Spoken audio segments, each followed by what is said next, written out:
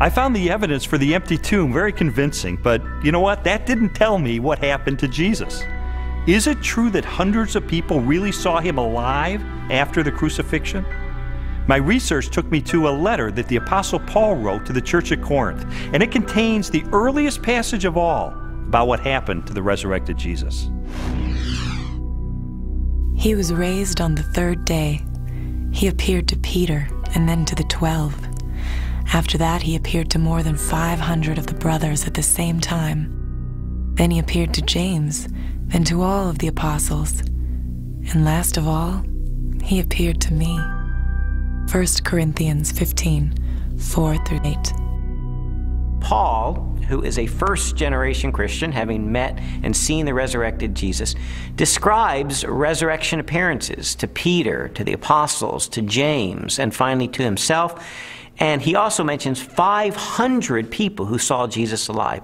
So we have eyewitness, first-hand account of someone who himself saw Jesus alive and knows of 500 people or so who saw Jesus alive. That's extraordinarily strong evidence. These people, Paul tells us, were still alive at the time that he was telling the Corinthians about it.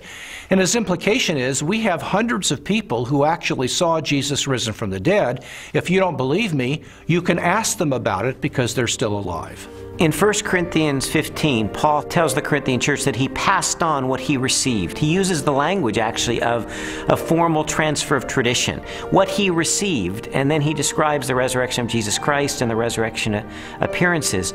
This confirms for us that the accounts of the resurrection were creedal tradition that were passed on to Paul.